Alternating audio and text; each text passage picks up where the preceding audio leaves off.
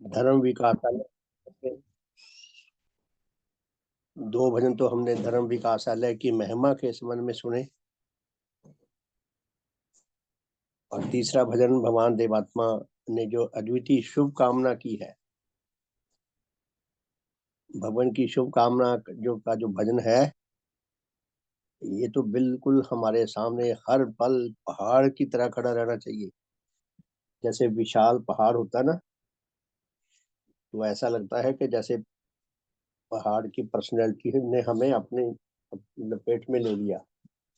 बहुत वर्ष हुए, एक बार मैं धर्मशाला में, हिमाचल धर्मशाला में हमारे डिपार्टमेंट का एक एग्जामिनेशन देने गया था।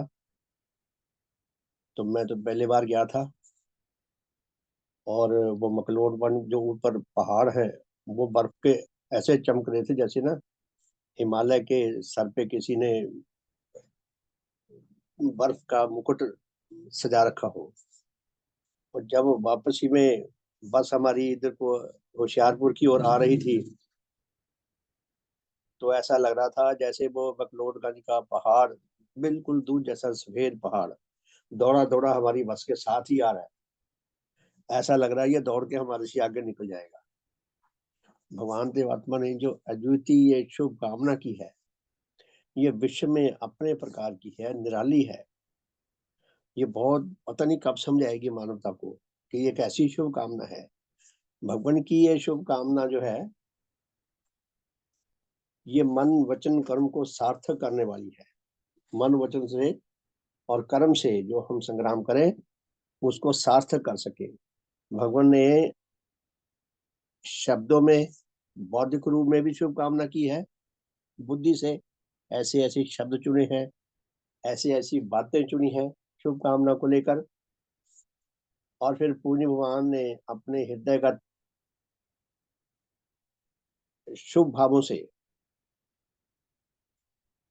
ये शुभ भावों से भी ये कामना की है।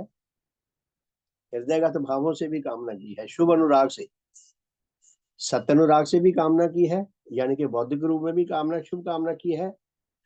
और शुभ अनुराग के द्वारा भला करने की कामना भी की है। और खाली कामना नहीं की, जब जब भगवान को किसी का भला करने का अवसर मिला, जिस जिस प्रकार से करने का अवसर मिला, भगवान ने वो अवसर अपने हाथ से जाने नहीं दिया। उसका फुल यूटिलाइजेशन, उसका पूरा सदुपयोग किया। और इस शुभ कामना के पीछे जितना आध्यात्मिक सौंदर्य छुपा हुआ है, काश इस शुभ कामना की हमें तीनों पक्ष समझा सके कि सत्य की दृष्टि से ये कामना कितनी भव्य है, कितनी शानदार है। और नेचर में ऐसी कामना करना ये संभव कामना है, असंभव नहीं है। भगवान ने ऐसी कामना नहीं की कि जितने भी हमारे देश के लोग हैं, सबके घर में एक एक चांद आ जाए, या हिमालय पहाड़ सबको मिल जाए, या एक एक ग्रह मिल जाए। भगवान ने असंभव कामना नहीं की, ऐसी कामना की है जिससे हमारा विशेष रूप से हमारा आत्म कल्याण होता हो, ऐसी कामना की है। और भगवान ने हमारी आत्म कामना को, हमारी आत्म कल्याण की कामना को हमें समझाने के लिए भौतिक रूप से बहुत बल लगाया है, और हार्दिक रूप से बहुत बल लगाया है। और फिर भगवान ने जो अधिकारी आत्मा, जिन्होंने भगवान के सामने समर्पित किया, भगवान को अपने ऊपर, अपने आत्मा में काम करने का अवसर दिया, उनका जितना हित हो सकता था उतना हित भी किया है। अर्थात भगवान देवात्मा ने मन वचन कर्म से अपनी शुभ कामना को जिया है, सार्थक किया है। ऐसी भव्य कामना हमें काश समझ आ सके जल्दी से जल्दी। साधारणतः मनुष्य का स्वभाव नहीं है किसी को की शुभ कामना करना, किसी को धन्यवाद देना भी स्वभाव नहीं है। आजकल थैंक यू शब्द बड़ा पॉपुलर हो गया, विख्यात हो गया। तो वह थैंक यू शब्द जो है वो भी औपचारिकता ही होता है, फॉर्मेलिटी पूरी की होता है। दिल के अंदर गहराइयों से बहुत कम लोगों के दिल से ऐसी शुभ कामना निकलती है किसी के लिए। और भगवान के अंदर से तो अपने जो कट्टर से कट्टर शत्रु थे, जिन्होंने भगवान को बहुत सताया तड़पाया है, भगवान ने उनके लिए भी गहरी शुभ कामना की है।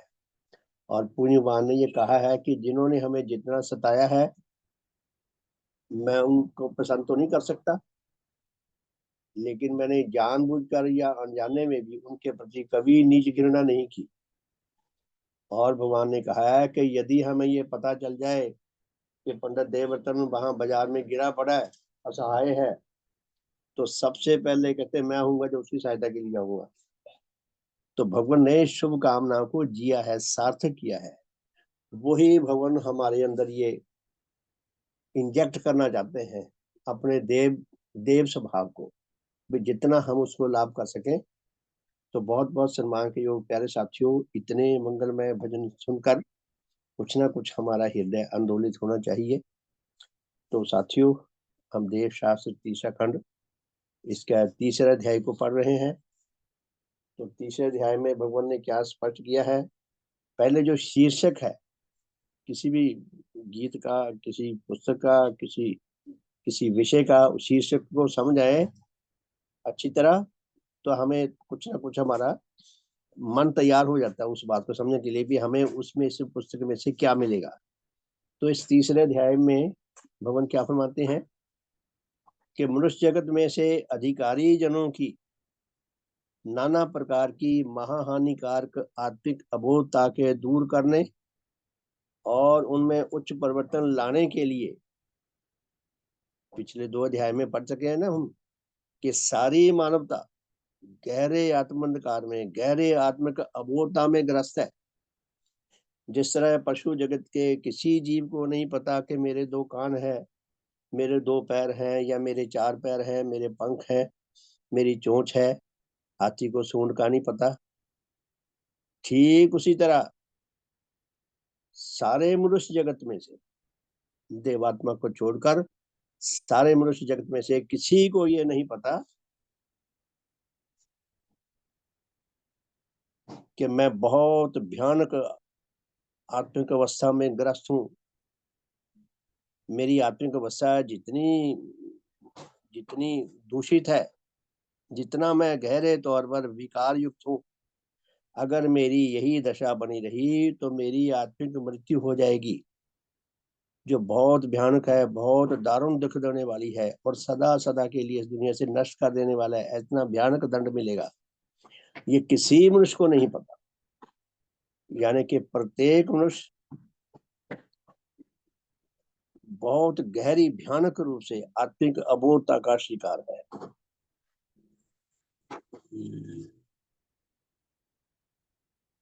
ऐसी आत्मिक अबोधता को दूर करने के लिए मनुष्य का लाखों सालों से जो विकास का सिलसिला बंद पड़ा था, मनुष्य के विकास का सिलसिला कहाँ से शुरू हुआ, जहां वह पशुओं से अलग हो गया, पूर्ण गठन प्राप्त उसका शरीर हो गया और उन्नतशील बुद्धि शक्ति हो गई, उसका विकास का सिलसिला चल पड़ा। तो चलते चलते वो काफी देर चलता रहा। मनुष्य ने अपनी बुद्धि शक्ति के द्वारा अपने लिए और नीचे के जगतों के लिए कितने उच्च परिवर्तन पैदा किए, कितनी कितनी अपने लिए सहूलतें पैदा कर दी। ये विकास क्रम में उसके अंदर ये सहूलतें आई हैं उस बुद्धि शक्ति के कारण। ऐसी बुद्धि शक्ति मनुष्य के सिवाय किसी और प्रजाति के पास नहीं है, इसलिए किसी और प्रजाति ने अपने लिए वो सहूलतें पैदा नहीं की, नहीं कर सकती थी जो मनुष्य ने पैदा की हैं। अनेकों प्रकार की सहूलतें पैदा कर दी, लेकिन जो मनुष्य के अस्तित्व का जो सबसे महत्वपूर्ण विषय, आत्मिक विकास का विषय, उसके बारे में मनुष्य वहीं का वहीं खड़ा रहा। जिस दिन वो पहली घड़ी जिस दिन वो पशुओं से अलग हुआ था, जिस अवस्था में उस वक्त समय था, आज तक भी वहीं खड़ा है आत्म विकास को लेकर। टस से मस नहीं हुआ। तो लाखों सालों से ये विकास के सिलसिला जो उसका बंद पड़ा था, इस मार्ग को खोलने के लिए प्रकृति माता ने अपने क्रमिक विकास में, ये क्रमिक विकास भी लाखों करोड़ों वर्षों में, ये लाइफ की रेस शुरू हुई है करोड़ों वर्षों पहले। उस करोड़ों वर्षों के संग्राम में अंत में नेचर जो है देवात्मा को आविर्भूत करने में सफल होगी। एक ऐसा आध्यात्मिक मॉडल नेचर ने बना दिया जो नेचर का सबसे बड़ा चमत्कार है। तो भगवान देवात्मा मनुष्यों के जो आध्यात्मिक विकास का सिलसिला शुरू ही नहीं हुआ, उस मार्ग को खोलने के लिए,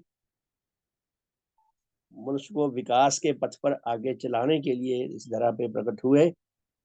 तो हम ये तीसरे अध्याय में पढ़ रहे थे, इसके 2.5 पेज के करीब हमने पढ़ लिया कि मनुष्य को आत्मिक विकास में जो दोष है, उनमें सबसे पहला दोष था उल्टा दृष्टा होना।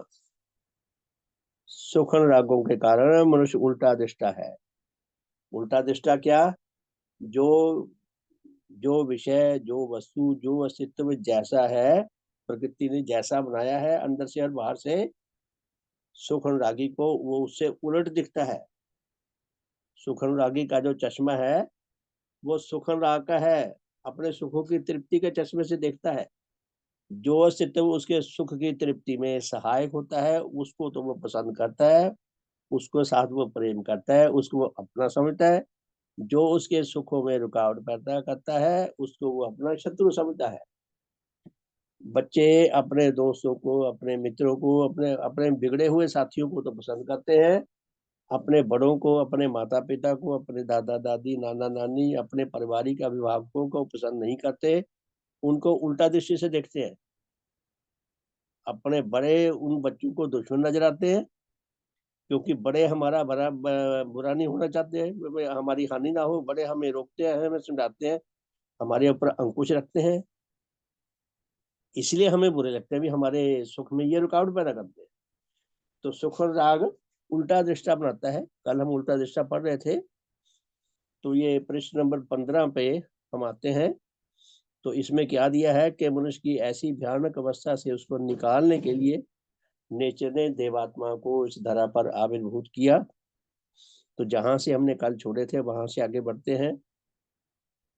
तो क्या फरमाते हैं भगवान कि यही देवात्मा अपनी अद्वितीय देव शक्तियों और अपनी अद्वितीय देव तेज से विशिष्ट होने के कारण मनुष्य जगत के लिए उसी प्रकार का सच्चा परंतु पूर्ण रूप से कल्याण करता देव सूर्य है, जिस प्रकार यहाँ के मनुष्य जगत और उससे नीचे के अन्य जीवित जगतों के विविध प्रकार के शारीरिक कल्याण के लिए भौतिक सूर्य। तो भगवान देवात्मा ने क्या स्पष्ट किया? अगर भगवान हमें ना ये बात बताते, हमें तो पता ही नहीं चल रहा था। हमें तो ऐसा लगता है भाई भगवान देवात्मा हमारी तरह साधारण इंसान है, जैसे हमें वैसे वो है, दिखते तो वो वैसे ही हैं।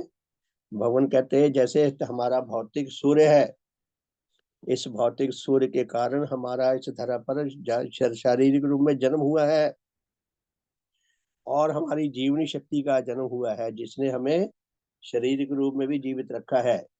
और इसी भौतिक सूर्य की कृपा के कारण इस धरा पर वनस्पति जगत जो हमारे लिए आयु पर्यंत हमें खाद्य सामग्री उपलब्ध कराता है, जिस खाद्य सामग्री को, जिन फसलों को, जिन फलों को, जिन सूखे मेवों को और खाने वाली वस्तुओं को खाकर आहार लेकर हम जीवित रहते हैं, इस भौतिक सूर्य की कृपा के कारण होती हैं।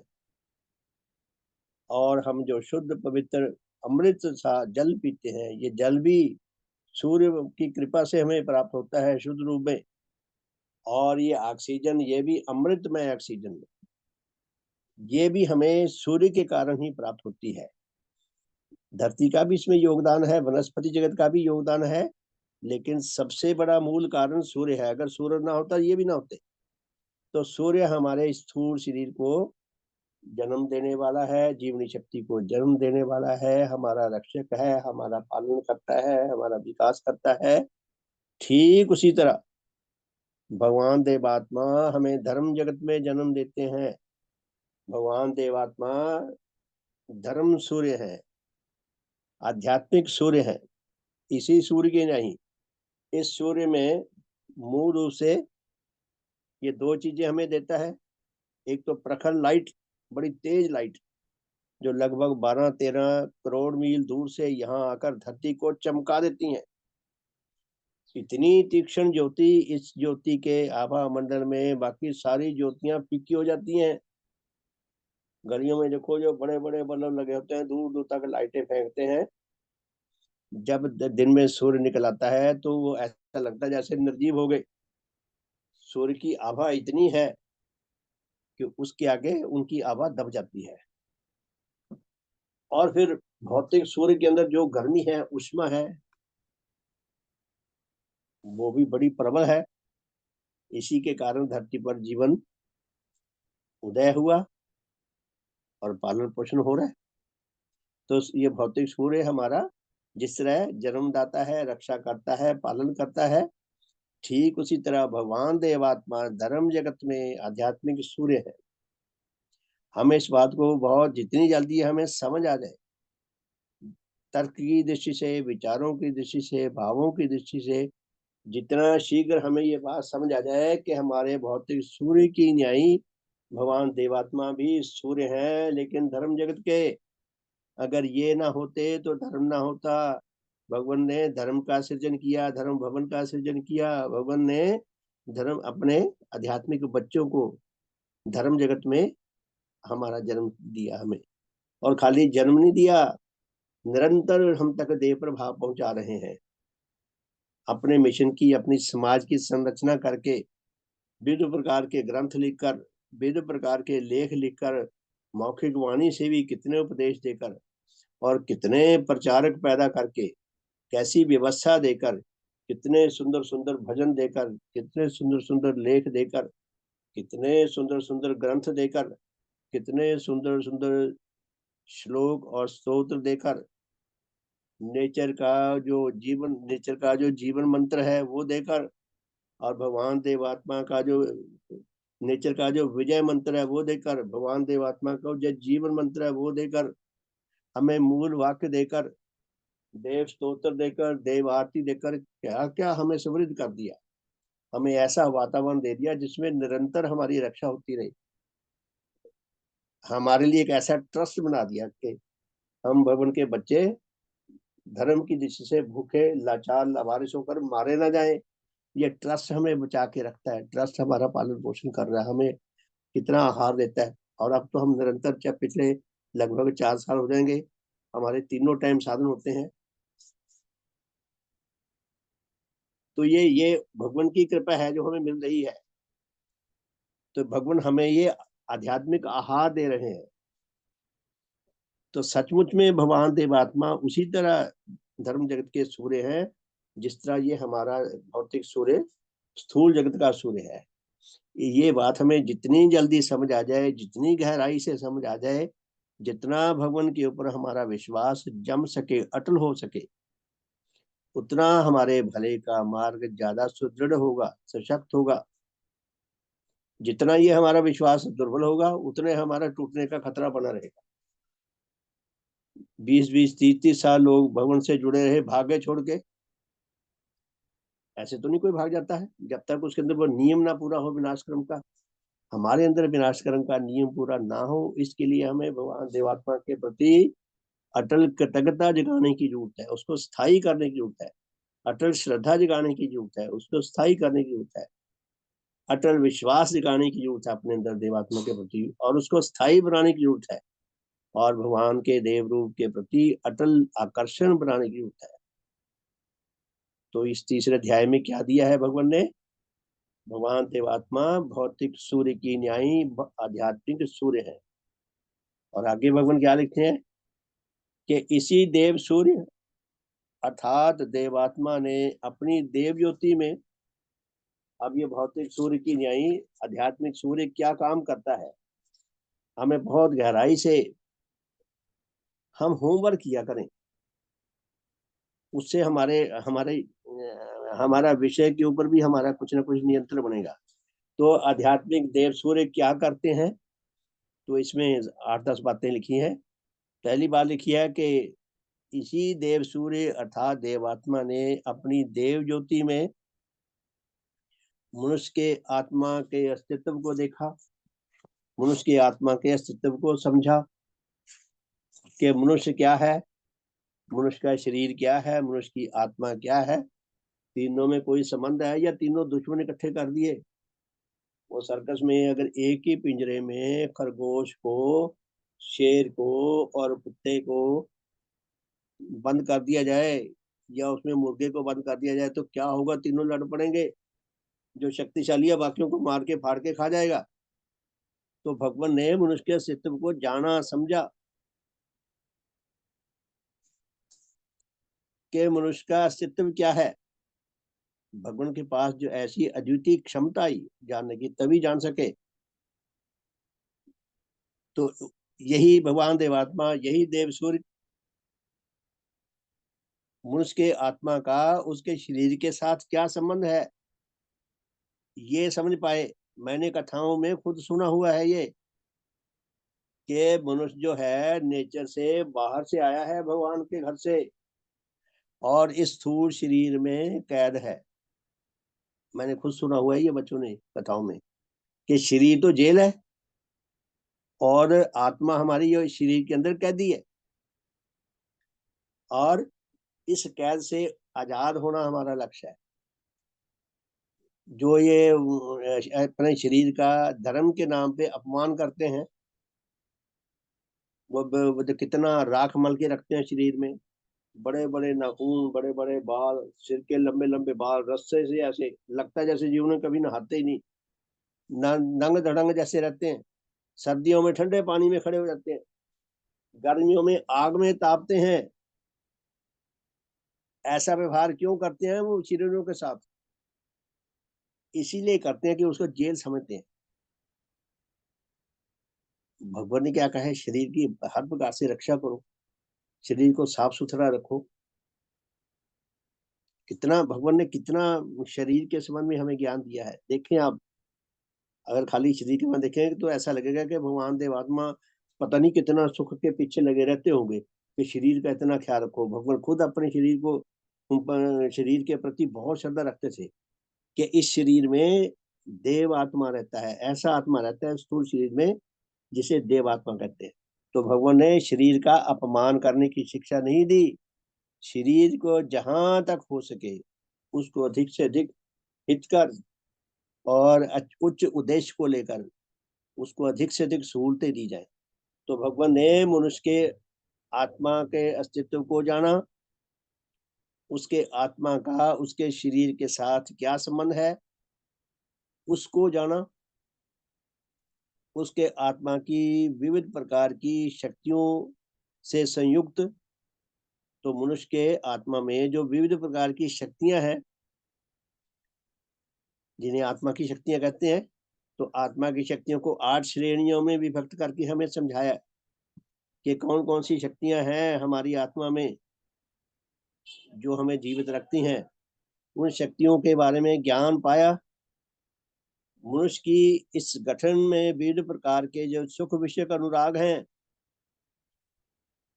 भगवान ने ये शोध कर करके जाना समझा कि इसके अंदर सुख अनुराग कितने प्रकार के हैं। 8 श्रेणियों में भगवान ने सुख अनुराग बताए, और वो जो सुख अनुराग हैं ये आत्मा के अंग नहीं है, ये आत्मा के रोग हैं। ये जन्मजात नहीं कोई इंसान सुख अनुरागी होता, वो बीज रूप में लेकर आता है। यदि किसी बीज को प्रस्फुटित होने का, जागने का अवसर ना मिले तो उस मनुष्य में वो वो अनुराग नहीं आता।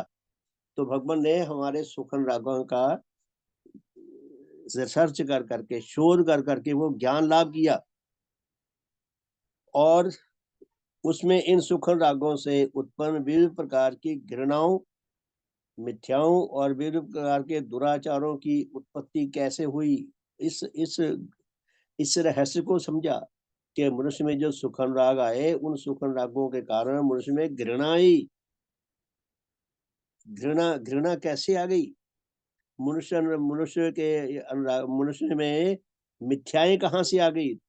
अनेकों प्रकार की मिथ्याएं, मिथ्या विश्वास हमारे अंदर कहाँ से पैदा हो गए, क्यों पैदा हो गए? और विविध प्रकार के मनुष्य जो अन्याय करता है, दुराचार करता है, ये क्यों आए? भगवान ने रोगों को जाना, रोगों के कारण को जाना। इन सब से उसका महाशोचनीय पतन क्या होता है? भगवान ने उस जाना कि ये जो रोग पैदा हुए, जो घृणाएं पैदा हुई, जो दुख पैदा हुए, जो दुराचार पैदा हुए, इनसे मनुष्य का परिणाम क्या होगा? महाशोचनीय, महाभयानक पतन होता है आत्मा का, ये जाना भगवान ने। फिर भगवान ने, कि भगवान देव सूर्य है, उन्होंने ऐसे पतन से मनुष्य की मुक्ति हो सकती है या नहीं, ये जानी। तभी तो उन्होंने कहा कि अधिकारी आत्माओं के लिए है। जो जन जितना अधिक अधिकार तत्व रखता है, उतना भगवान देवात्मा की शिक्षा से उनके शिष्यत्व होकर उनसे लाभ उठा सकता है। तो भगवान ने ये शोध किए जाना समझा कि इन मनुष्य की इस पतन से मुक्ति हो सकती है या नहीं। यहाँ तक नहीं भगवान खड़े हो गए, फिर उन्होंने देखा इस मुक्ति होने के बाद मनुष्य में जीवन वर्धक विविध प्रकार की उच्च शक्तियों के विकास की आवश्यकता और विधि ये जानी समझी। आप देखें, हम किसी डॉक्टर के पास जाते हैं इलाज कराने, इलाज कराया, साल 2 साल इलाज चलता रहा, इलाज ठीक हो गए, तो डॉक्टर कोई कोई यह कह देता है कि भाई बस ठीक है, आपका इलाज होगा। अधिकतर कहते नहीं, वो टॉनिक देना शुरू कर देते हैं कि अपने आप मरीज छोड़ जाएगा, ठीक है, नहीं आ रहा है तो मुझे पैसे दे रहा है। भगवान देवात्मा ऐसे चिकित्सक हैं जो हमें आत्मा के चिकित्सक बनाना चाहते हैं। हमें सारी दोषों से, सारी बुराइयों से निकाल कर शुद्ध पवित्र आत्मा बनाकर, उच्च जीवनधारी आत्मा बनाकर, धर्म मार्ग पर निरंतर चलने की योग्यता प्रदान करके, धर्म मार्ग पर चलाते चलते अमर जीवन के मार्ग पर ले जाने के लिए हमें चिकित्सक भी बनाना चाहते हैं, हमें आत्मा के डॉक्टर बनाना चाहते हैं। तो क्या दिया है कि 8वीं बात में कि मनुष्य में जीवन वर्धक विविध प्रकार की उच्च शक्तियों के विकास की आवश्यकता और विधि आदि नाना विषयों के संबंध में जिस प्रकार के अति गूढ़, अति आवश्यक, अति विचित्र तथा अति मूल्यवान सत्य देखे, भगवान ने जो ऐसी गहरे सत्य देखे मनुष्य के अस्तित्व के बारे में, ये क्योंकि वो आध्यात्मिक जगत के देव सूर्य हैं, नेचर ने उनको ऐसी अद्वितीय क्षमता प्रदान की है जिसके कारण वो इतने रहस्य देख सके कि धर्म वास्तव में क्या है, मनुष्य का आत्मा की अवस्था क्या है और मनुष्य को कहाँ पहुंचना है। भगवान ने कितनी जगह कहा है कि प्रत्येक मनुष्य के जीवन का जो प्राकृतिक लक्ष्य है वो अपनी आत्मिक गठन को पूर्ण करना है। आत्मिक गठन को पूर्ण करना अर्थात देवात्मा बनना है। अब जो बच्चा जन्म जिसका नहीं हुआ, उसके ऊपर शोध करके शायद कभी ऐसा हो सके, कुछ कहा नहीं जा सकता, लेकिन जिसका हो चुका जन्म वो देवात्मा तो नहीं बन सकता। लेकिन हम भगवान के देव विश्वास को देखें, भगवान ने कहा जहां तक मेरा बस चलेगा मैं किसी आत्मा को मरने नहीं दूंगा। वो कहते बस मेरे साथ जुड़े रहो। अपनी देववाणी में कितना अद्वितीय संदेश दिया है, कितना गहरा संदेश है। भगवान ने क्या संदेश दिया है? पिशाचत्व के समुद्र में डूबते हुए आत्माओं के लिए जीवन की आशा का मैं एक जहाज हूँ। भगवान फरमाते हैं कि ये दुनियादारी का जो महाभयानक नारकीय समुद्र है, ये दुनियादारी सब प्रकार की नीचताओं का कीच है। इसमें साफ जल नहीं है, कीच कीच कीच से भरी हुई है, ऐसी दलदली कीच है ये। और जो आत्मा इसमें नीच जीवन में डूबे हुए हैं, इसमें डूब डूब के मर जाएंगे। तो भगवान कहते हैं मैं तुम्हारी जीवन की रक्षा का एकमात्र जहाज हूँ, यानी कि जलयान हूँ, पानी का जहाज। पानी का जहाज वो गंदे पानी में भी तैरता रहता, डूबता नहीं। भगवान कहते हैं जो देवरूप के साथ जुड़ जाएगा, जो आध्यात्मिक देव सूर्य के साथ जुड़ जाएगा, जो इस जलयान पे चढ़ जाएगा वो बच जाएगा। शायद कर्नल जी ने बड़ी सुंदर घटना लिखी है ना, एक हबशी की, भक्ति भाजन भगवान में लेख आता है। हमने सुना कई बार कि हबशी था, वो पहले बार कहीं समुद्री जहाज में चढ़ा था, जहाज चल पड़ा। अब जब जहाज चलता है, बड़ा ऊंचा जहाज होता है, बड़ा लंबा चौड़ा होता है, वो पानी में डूबता है, थोड़ा सा हल्का सा नीचे को जाता है, 2-4 इंच, फिर ऊपर होकर निकल आता है। कभी बाई साइड में थोड़ा सा झुकता है, कभी दाई साइड में झुकता है, हिलता डोलता जाता है। तो वो डरे हबशी, और डरे डरता मारा फिरे, दौड़ा फिरे, चीखे मारता फिरे। लोग बड़े हैरान कि क्या हो गया, तो क्या हो गया। किसी को कुछ समझ ना आए तो जहाज का जो अमला था, स्टाफ था, उनको भी कुछ समझ ना आए कि किसे हो क्या गया, कुछ ना समझ आए, वो डर रहा था। तो जहाज का जो कैप्टन था वो धीरे धीरे उसकी समस्या समझ आ गई। अब उसने इलाज क्या किया, अपने स्टाफ वालों को, कुछ लोगों को कहा भी इसको उठा के समुद्र में फेंक दो। बस इतना ख्याल रखना है कि ये समुद्र में डूबकर मर ना जाए। जब डूबने लगे, जब तुम्हें लगे भाई ये बार डूबने वाला है, तो उसको तुरंत निकाल लेना। तो स्टाफ ने ऐसा किया। अगर ये काल्पनिक घटना है तो भी हमें क्या समझा दी, हम समझे। तो समुद्र में फेंक दिया। अब समुद्र में उसे खतरनाक मृत्यु दिखाई दी। जहाज पे तो वो सुरक्षित था, जहां वो डर रहा था। तो उन्होंने निकाल लिया, बिठा दिया, फिर शांति से बैठ गया। तो भगवान जी हमें कभी कभी झटके देते हैं जब हमारी खिंचाई करते हैं कि देखो तुम्हारा क्या हाल होना है। जैसे माता पिता बच्चे को डांटते हैं ना कई बार, तो भगवान जी भी हमारे भले के लिए हमें डांटते हैं। तो पुण्य भगवान जो ऐसी अद्वितीय शिक्षा जिन्होंने खोजी है, जिन्होंने मर मर के कैसे कैसे संग्राम किए होंगे इस शिक्षा को बनाने के लिए, पहले अपने दिल दिमाग में एक नक्शा बनाया होगा। पहले तो नेचर के सिस्टम को समझा होगा, जो वैज्ञानिक उपलब्धियां थी रेलेवेंट टाइम में, भगवान के टाइम में। आज तो विज्ञान उससे भी कहीं ज्यादा डेवलप्ड है, उस समय तो पिछड़ी अवस्था में था। फिर भी भगवान देवात्मा के समय में जितना विज्ञान ने उन्नति कर रखी थी, जो जो पुस्तकें विज्ञान की उनको उपलब्ध हुई, उनके आधार पर उनको गहराई से स्टडी करके पुण्य भगवान ने एक अपने दिल दिमाग में विचारों का एक ऐसा स्टेज बनाई।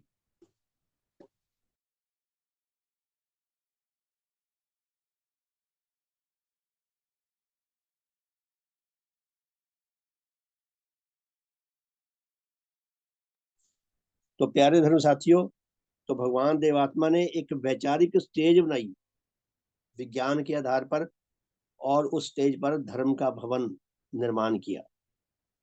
तो भगवान ने कैसे संग्राम करके इतनी ऐसी अद्वितीय जो ऐसी शिक्षा सृजित की, ऐसी खोज की इसकी, जो और किसी के लिए खोजनी इम्पॉसिबल थी, संभव नहीं थी।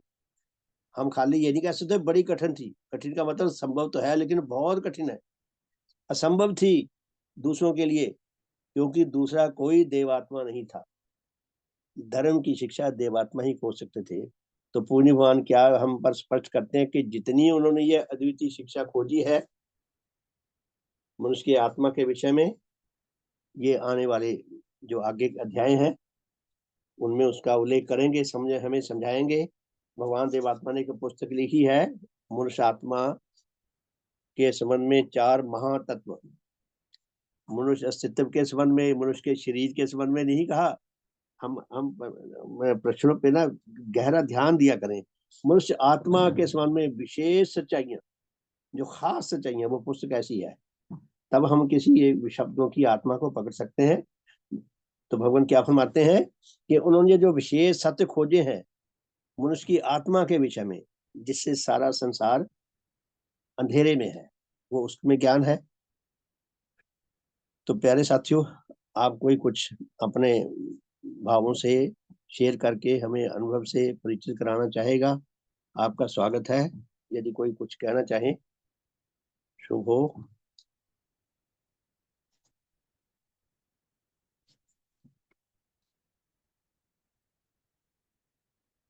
ठीक है जी, धन्यवाद। फिर चौथे चैप्टर पे चलते हैं।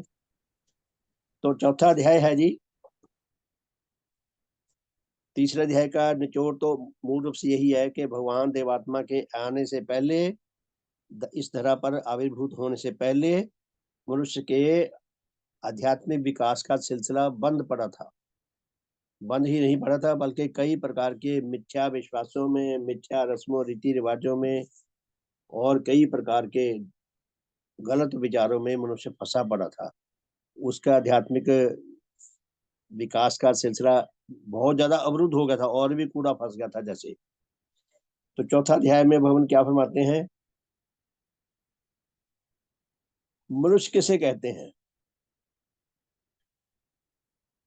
भगवान ने उत्तर दिया है कि आत्मा तथा शरीर नामक दो विशेष प्रकार के गठन प्राप्त जीवित अस्तित्वों से संयुक्त व्यक्ति को मनुष्य कहते हैं। मनुष्य किसे कहते हैं? कि मनुष्य स्थूल जगत क्या दिया, स्थूल शरीर की अपनी गठन है और जीवनी शक्ति से संयुक्त आत्मा की अपनी गठन है, और दोनों के मिलने से जो एक नई गठन बनी है, उस संयुक्त गठन को मनुष्य कहते हैं। दोनों की गठन जीवित है, तो उस दोनों की जीवित गठन से मिलकर जो अस्तित्व बना उसे मनुष्य कहते हैं। तो फिर प्रश्न है, इस पृथ्वी में मनुष्य की उत्पत्ति क्यों कर हुई?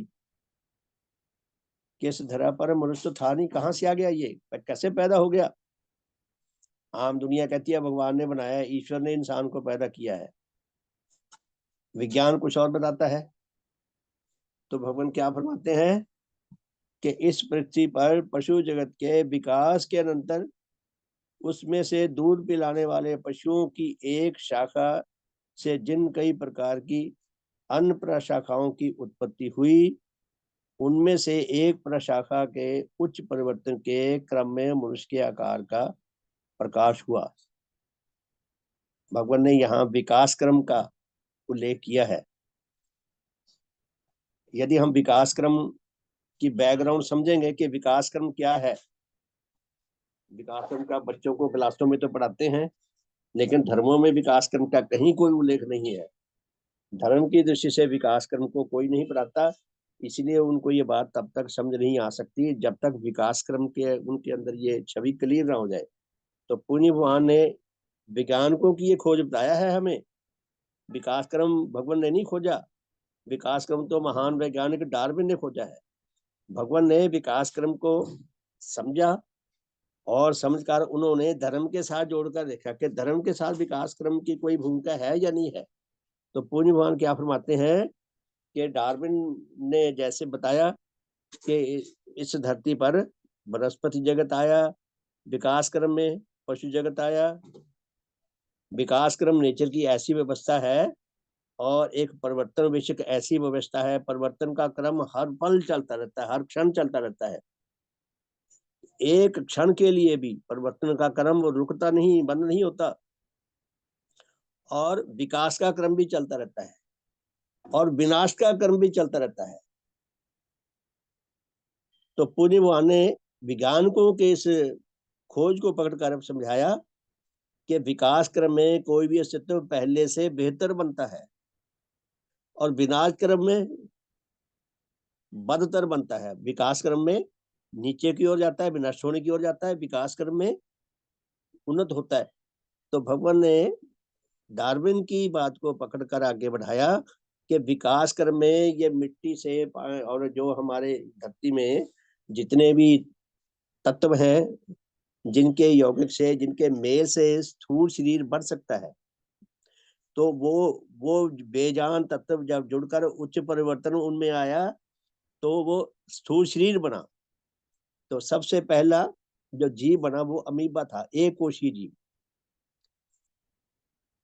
और जीवनी शक्ति ये बेजान शक्ति थी, इसमें भी उच्च परिवर्तन के अंतर्गत अनुकूल हालात आने पर ये शक्ति सजीव में बदल गई, जानदार में बदल गई। तो वहां से जीव पैदा हुआ विकास क्रम में, वनस्पति जगत आया, पशु जगत आया, मनुष्य जगत आया, और एक एक भाव, एक एक अंग को पैदा होने में लाखों साल लगे हैं। जैसे हम बीज बीजते हैं ना, वो 5-7 दिन में निकल आता है, लेकिन जो धर्म, जो हमारी जीवन यात्रा है, ये लाइफ है, ये करोड़ों करोड़ों वर्ष लंबी है। जो सबसे पहला जीव पैदा हुआ होगा वो करोड़ों वर्ष पहले पैदा हुआ होगा। तो धीरे धीरे एक एक अंग विकसित हुआ, एक एक अंग को विकसित होने में हजारों लाखों साल लगे हैं। एक एक भाव के भी विकसित होने में लाखों लाखों साल लगे हैं। अब क्योंकि वो हमें पिछली रेस दिखाई नहीं देती, वो हिस्ट्री दिखाई, हमें लगता है जैसे एक सेकंड में ही देवात्मा बन गए। ऐसा नहीं है, ये करोड़ों साल लंबी लाइफ जर्नी है। लेकिन ये क्रम में जब उच्चतर की ओर बढ़ते गए तो इस तरह देवात्मा, एक ही देवात्मा बने। देवात्मा बने तो भगवान क्या फरमाते हैं कि इस पृथ्वी में पशु जगत के विकास के अनंतर उसमें से दूध पिलाने वाले पशुओं की एक शाखा से जिन कई प्रकार की और प्रशाखाओं की उत्पत्ति हुई, उनमें से एक प्रशाखा के उच्च परिवर्तन के क्रम में मनुष्य के आकार का प्रकाश हुआ। भगवान ने तो ये 4 लाइनों में लिख दिया। इसके ऊपर अगर हम अगर और गहराई से विचार करें तो पता चलता है मनुष्य मछली के पेट से पैदा नहीं हुआ। जब जीव पहले पानी में पैदा हुआ, क्योंकि पानी जरूरी था जीव के पैदा होने के लिए, और लाखों सालों में कुछ जीवों को धरती पे हालात ने फेंक दिया। वो बहुत सारे तो मर गए मिट्टी में, क्योंकि पानी के जीव थे, वो पानी में जी सकते थे। कुछ जीवों ने बचने के लिए संग्राम किया, उन्होंने जीवित रहने के नए नए रास्ते खोजे। तो इस तरह जो जीवनी शक्ति का एक नया रूप बन गया।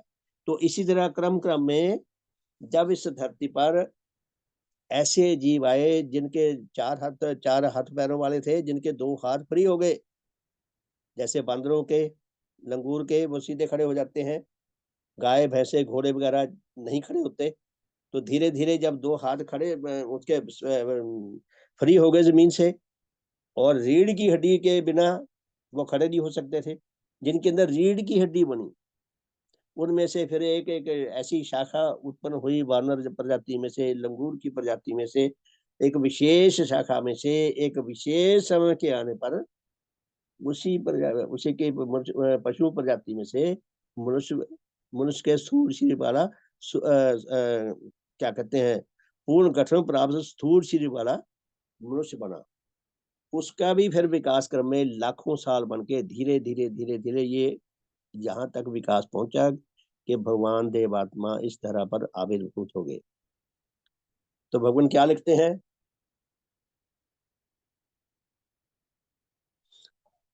सॉरी, समय हो गया जी, तो फिर कल शुरू करेंगे। बहुत बहुत धन्यवाद आप सबका।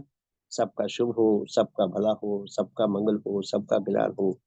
ये शिक्षा बहुत सुंदर है, बहुत प्यारी है, बहुत ज्ञान वर्धक है, और बहुत ही हमें आनंद भी देने वाली है, और हमारा भला करने वाली भी है।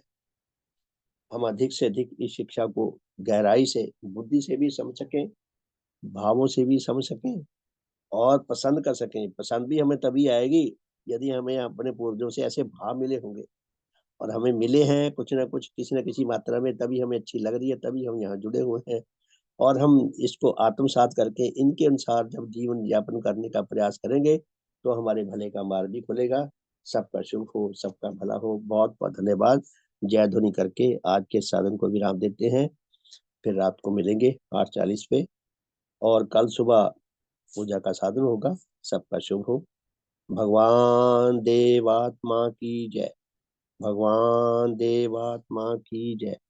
भगवान देवात्मा की जय। भगवान देवात्मा की जय। सबका शुभ हो, सबका हित हो, सबका मंगल हो, सबका कल्याण हो।